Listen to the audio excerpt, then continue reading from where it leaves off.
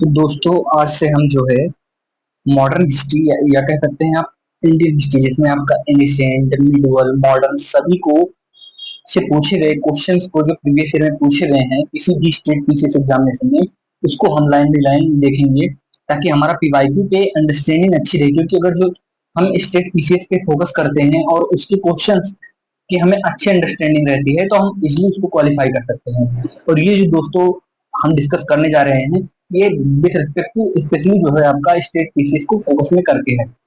जैसे आप देखिए इसमें इंडेक्स में क्या दिया है कि आपको यहाँ पर एंशिएंट हिस्ट्री, मिडिवल हिस्ट्री और फिर आपका मॉडर्न हिस्ट्री, इन सभी से रिलेटेड क्वेश्चंस पीवाईक्यू में जो पूछे गए हैं अलग अलग स्टेट पीसीएस में उनको हम लोग डिस्कस करेंगे। हम लोग इसमें जो दिए गए ये टॉपिक्स हैं, टॉपिक्स या चैप्टर, उसको हम लोग डिस्कस नहीं करेंगे क्योंकि जनरली हम लोग जानते हैं और हमारे पास कम टाइम है with respect to state PCS of UP state का जो एग्जाम होने वाला है उसके परिप्रेक्ष्य में देखें तो हम हमारे पास बहुत कम टाइम है तो हम स्पेशली फोकस करेंगे क्वेश्चंस पे। जैसे अब हम पहला क्वेश्चन देखते हैं तो पहला क्वेश्चन इसमें पूछा गया है रॉबर्ट ब्रूस थुट। तो रॉबर्ट ब्रूस दोस्तों जो है एक आर्कियोलॉजिस्ट भी था और एक जियोलॉजिस्ट भी था, बट उसको हम हिस्ट्री में आर्कियोलॉजिस्ट के तौर पे याद करते हैं। अब उससे रिलेटेड कुछ इंपॉर्टेंट जो इंफॉर्मेशन ये है कि वो उसे जो है इंडिया के प्री हिस्ट्री का फादर कहा जाता है। इंडिया के प्री हिस्ट्री उसे कहते हैं दोस्तों कि जिसमें क्या होता है हमें कोई रिटन एविडेंस नहीं मिलता है ह्यूमन सिविलाइजेशन का।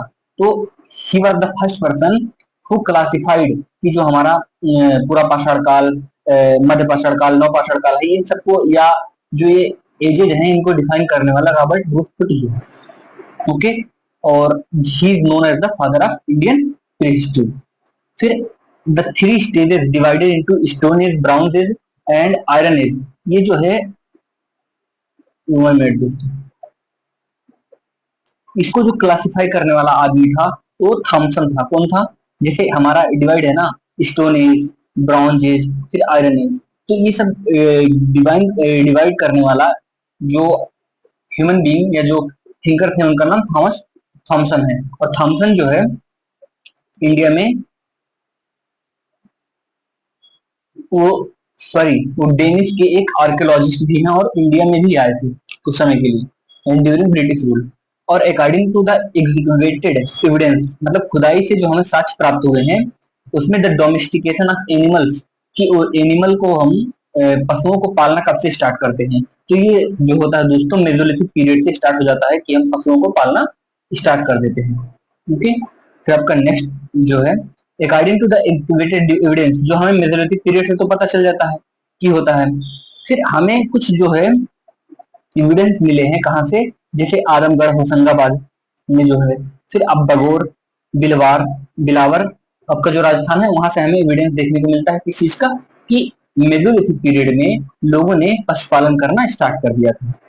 फिर आपका नेक्स्ट क्वेश्चन है दोस्तों, which among the following sites provides evidence of domestication of animals in the Mesolithic period। तो अभी हम पढ़े हैं दोस्तों, उसमें आपका बघोर होगा। हमने क्या पढ़ा है? आदमगढ़ और बघोर। आदमगढ़ आपका होशंगाबाद, जो होशंगाबाद का प्लेटू है आपका, होशंगाबाद का एमपी में वहां पर है, और बाघोर आपका राजस्थान में है दोस्तों।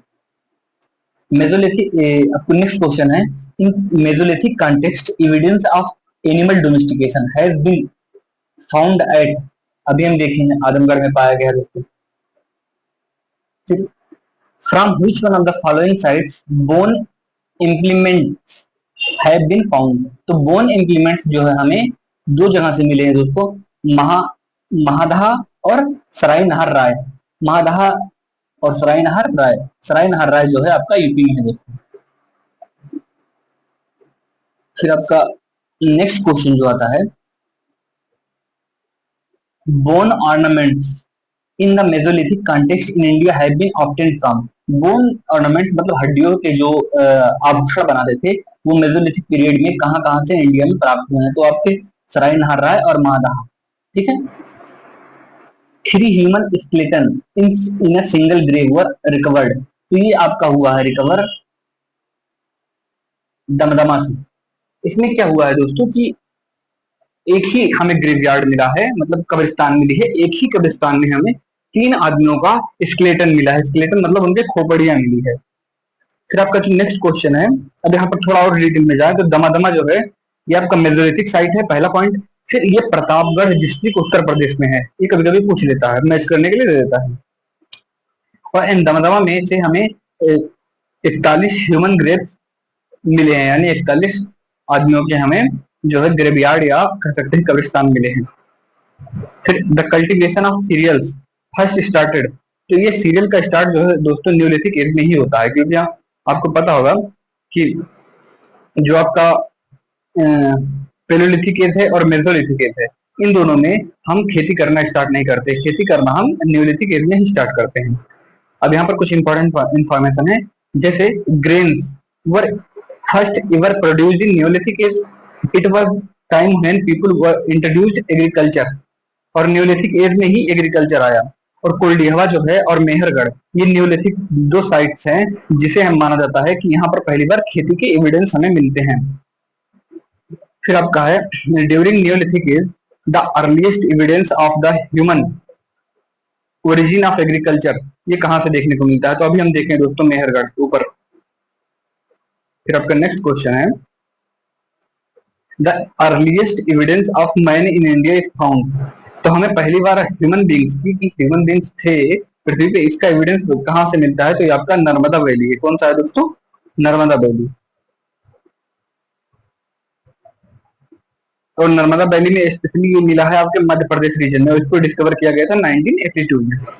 फिर आपका जो 12 नंबर का क्वेश्चन है the first serial use by man, जो पहली बार ह्यूमन बींग्स के द्वारा यूज किया गया तो वो क्या था, बार्ले था दोस्तों।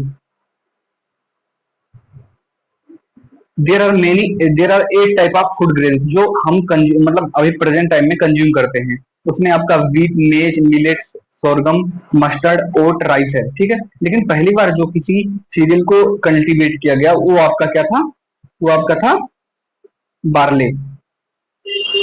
फिर आपका नेक्स्ट क्वेश्चन है the earliest evidence of agriculture in Indian सब कॉन्टिनेंट, कहां से मिलता है हमें, जो है मेहरगढ़ और लहरादेव और कोल्डिहवा, इन तीनों में से हम कर सकते हैं, जिसमें लहरादेव जो है सबसे पहला माना गया, क्योंकि अभी लेटेस्ट रिसर्च हुआ है। पहले हम मानते थे कि मेहरगढ़ जो है अर्लीस्ट एविडेंस वहां से मिला है, लेकिन अभी प्रेजेंट टाइम में रिसेंट रिसर्च से पता चला है कि ये जो लहरादेव साइट है संत कबीरनगर डिस्ट्रिक्ट उत्तर प्रदेश में, यहाँ पर पहली बार, सबसे पहली बार खेती का एविडेंस मिला है, जो कि आपका 7000 से 9000 बीसी के आसपास खेती की गई यहाँ पर। तो आपका नेक्स्ट क्वेश्चन है दोस्तों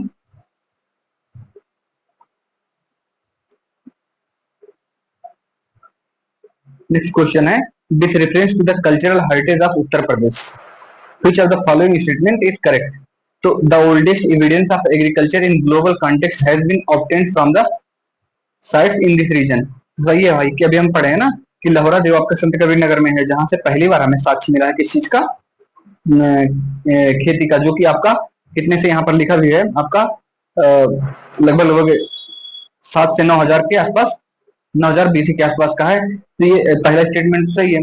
दूसरा स्टेटमेंट है the oldest cultivated food grains was barley and paddy, नहीं ये गलत है दोस्तों, क्योंकि बार्ले तो था लेकिन पेडी नहीं था, अर्लीस्ट एविडेंस में नहीं है। तो आपका ये यानी कि आपका जो सेकंड स्टेटमेंट है ये गलत है, ओके।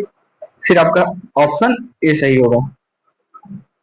फिर आपका है the name of the site which has revealed the earliest evidence of settled life, तो सेटल्ड लाइफ का अर्लीस्ट एविडेंस हमें मेहरगढ़ में मिलता है कि वहां पर लोग सब कुछ सेटल होके रहते थे, क्योंकि खेती करने के लिए तो सेटल होना ही पड़ेगा, और मेहरगढ़ से मिलता है हमें। The earliest evidence of agriculture in the Indian subcontinent has been obtained from, तो हमें मेहरगढ़ से। अब यहाँ पर अर्लीस्ट एविडेंस यहाँ पर मेहरगढ़ है दोस्तों।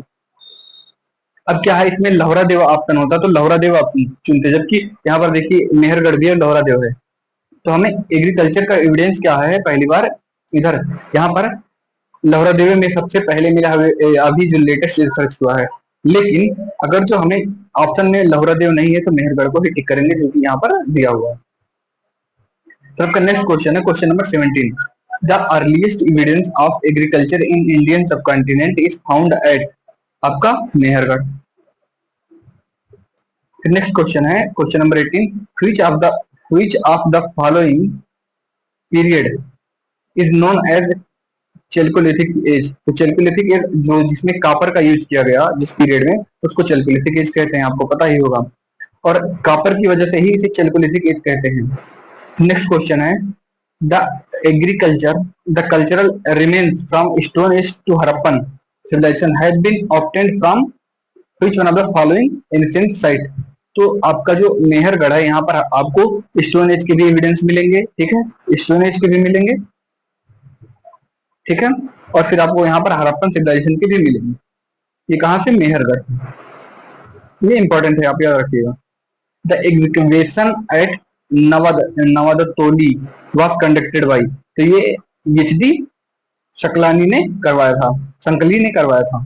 फिर आपका अब आप यहाँ पर इंफॉर्मेशन देखना चाहते हैं तो नवदतोली जो है ये एक साइट है, ठीक है, जहां से एग्जीक्यूशन में कुछ इंपॉर्टेंट इंफॉर्मेशन मिले हैं, और ये नवदतोली आपका सिचुएटेड है मध्य प्रदेश के इंदौर के नजदीक, ठीक है। फिर आपका नेक्स्ट क्वेश्चन, और यहाँ पर जो फाइंडिंग की बात करेंगे तो यहाँ पर the open space between coast were provided with mud plaster and bamboo screens. यहाँ पर कुछ ऐसे स्पेस मिले हैं जिसपे बाम्बू का प्रयोग करके एक स्पेस बनाया गया है, तो ऐसे टाइप के एविडेंस यहाँ से मिले हैं। In which state the Navdatoli is located. तो नवदतोली अभी यहाँ पर पढ़े हैं आप, ऊपर जो आपका था कि नवदतोली आपका एमपी में है, इंदौर के आसपास मिला है, तो आपका मध्य प्रदेश होगा option D.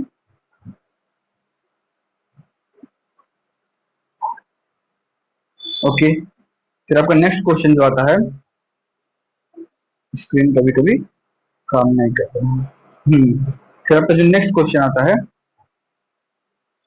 Question number 22, in which state of India the Harappan civilization site Mandi is situated. तो मंडी आपका सिचुएटेड है उत्तर प्रदेश में, लेकिन मंडी अभी आप देखेंगे न्यूज में मंडी से कंगना रनावत एमपी है, तो वो मंडी नहीं, Mandi is located in the east of Yamuna river, ठीक है, और मुजफ्फरनगर डिस्ट्रिक्ट में ये पड़ता है, डिस्ट्रिक्ट उत्तर प्रदेश में, ठीक है।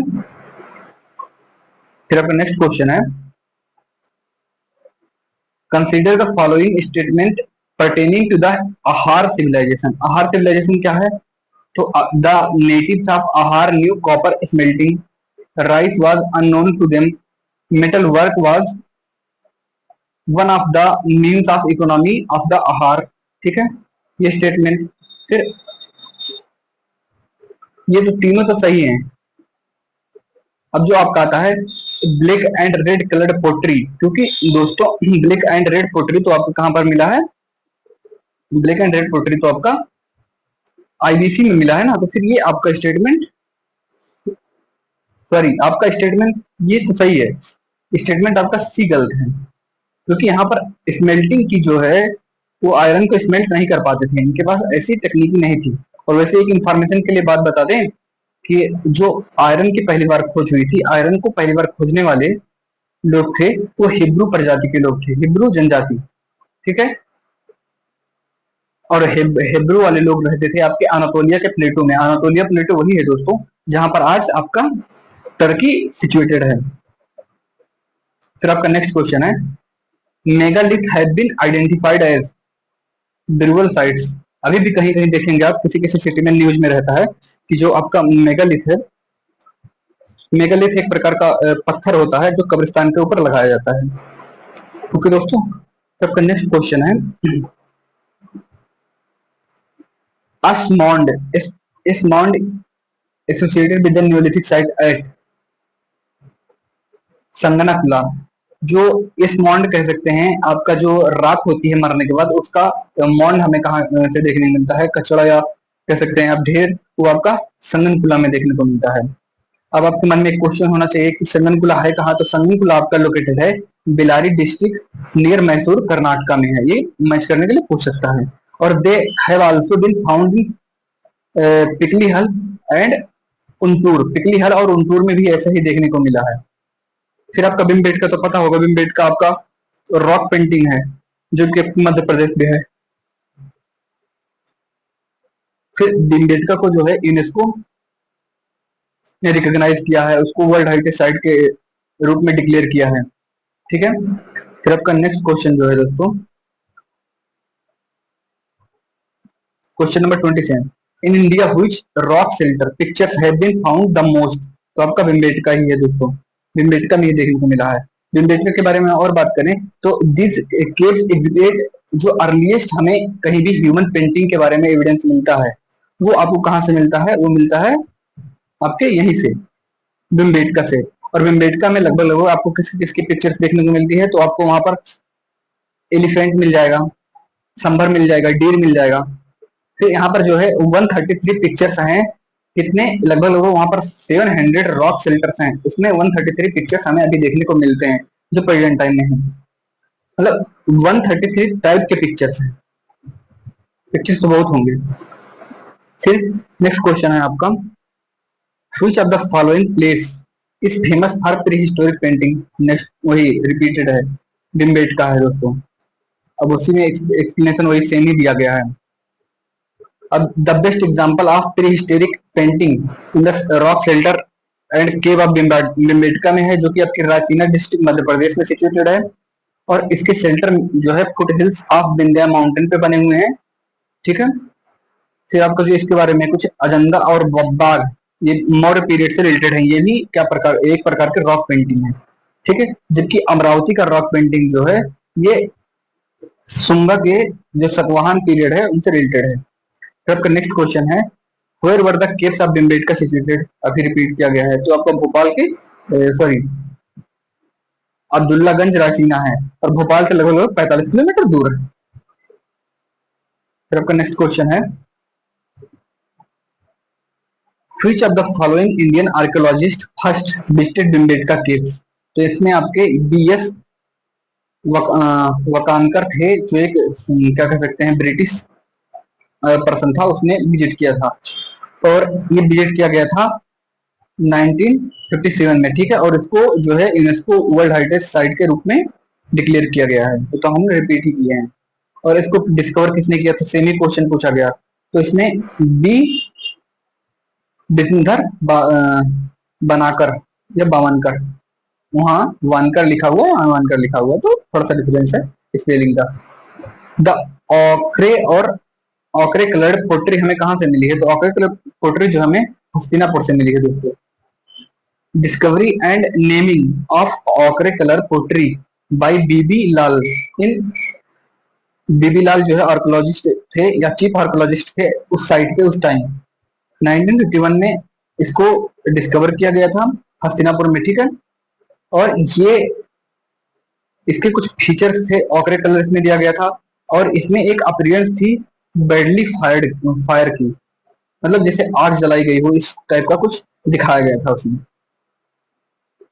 इन the chalcolithic period people of Maharashtra buried their dead under floor of their house in the following orientation. तो क्या होता था जो चलकोलिथिक पीरियड में, जो महाराष्ट्र आज जहां पर है दोस्तों, वहां पर क्या होता था कि लोग जो है अपने जो डेड बॉडीज होती थी उसको घर में ही दफन कर देते थे, और उसको दफन करने के लिए वो नॉर्थ साउथ पोजीशन में बॉडी को रखते थे, पहले बाहर नहीं ले गए थे। फिर आपका जो नेक्स्ट क्वेश्चन है, ये इंपॉर्टेंट पॉइंट है, the people of Jorwe culture, Jorwe culture lived in large rectangular house with wattle and daub walls thatched roof. ये प्रक्रिया थी, कौन करता था? महाराष्ट्र में जारवे कल्चर के एक ट्राइब्स थे, वो लोग ऐसा करते थे। ठीक है, तो आपका नेक्स्ट क्वेश्चन है, which of the following site has yield skeleton of the dog along with human skeleton. तो आपका होगा ब्रिजहोम। ब्रिजहोम में हमें ब्रिजहोम में क्या देखने को मिला है कि वहां पर ह्यूमन के साथ साथ डॉग के भी स्केलेटन मिले हुए हैं। और जो ब्रिजहोम साइट है आपका, ये प्री हिस्टोरिक सेटलमेंट साइट है, जो कि सिचुएटेड है कश्मीर वैली में। यहाँ पर बोथ ह्यूमंस और एनिमल्स के स्केलेटन हमें मिले हुए हैं। ठीक है, फिर आपका नेक्स्ट क्वेश्चन, नेक्स्ट पॉइंट इसमें जो है, the skeleton of humans were found in burial pit sitting in the sitting position, मतलब उनको बैठा दिया गया, जैसे हम लिटा देते हैं, मतलब दफन करते टाइम कुछ ऐसे जगह पे होता है कि उनको लिटा दिया जाता है, कुछ ऐसे जगह पे होता है उनको बैठा दिया जाता है, तो ऐसे ऐसे करके है। The evidence of bring the dog with human body is found from which of the following place. तो आपका है ब्रिजहोम। मिनट। फिर आपका नेक्स्ट क्वेश्चन जो है 37।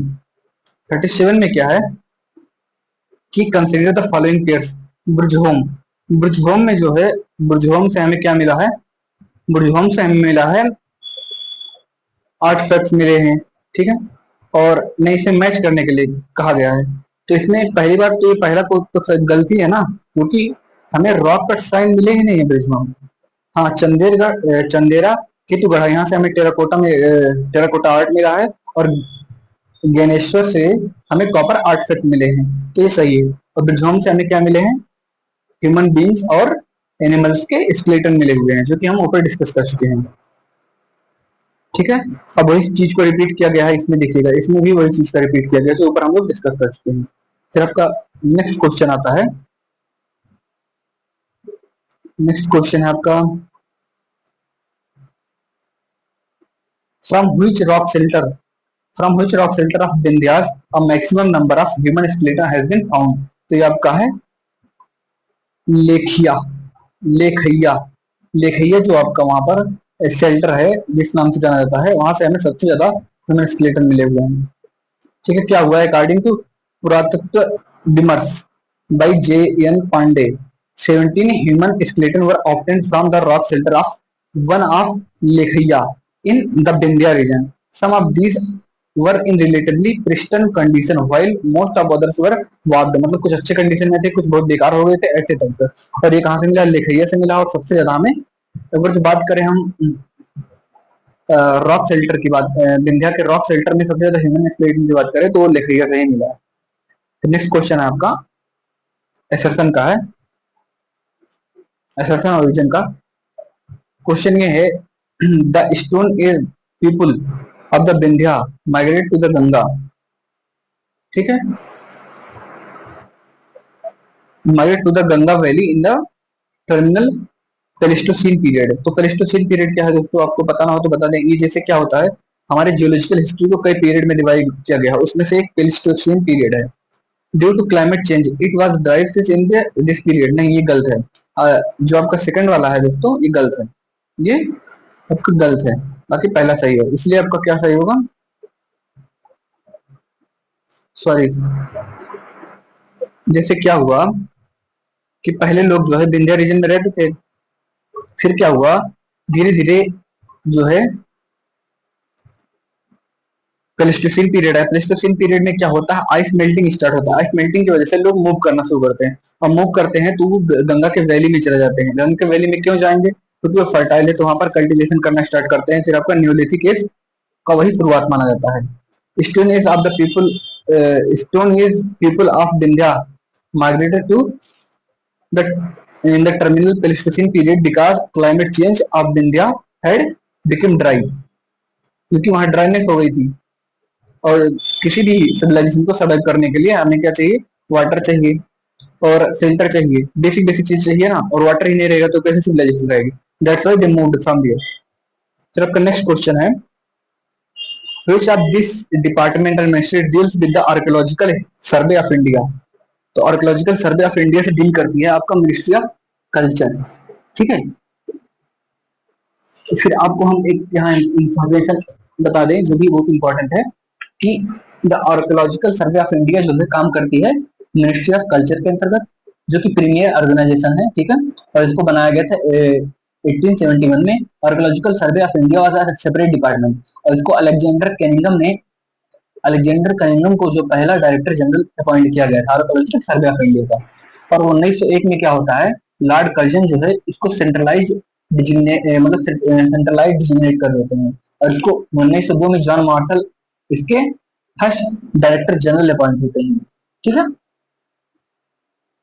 पहले क्या हुआ, डायरेक्टर जनरल में मतलब अलेक्जेंडर कनिंघम पहले डायरेक्टर जनरल बने, लेकिन जब इसको सेंट्रलाइज कर दिया गया लॉर्ड कर्जन के द्वारा, तब उसके बाद में डायरेक्टर जनरल बनते हैं जॉन मार्शल 1902 में। फिर आपका नेक्स्ट क्वेश्चन है दोस्तों, where is national human museum situated. National human museum आपका भोपाल में सिचुएटेड है। नेशनल ह्यूमन म्यूजियम जो है which was renamed as Indira Gandhi, Indira Gandhi national human museum, ठीक है, इसका नाम है, और वो आता है डिपार्टमेंट ऑफ कल्चर की।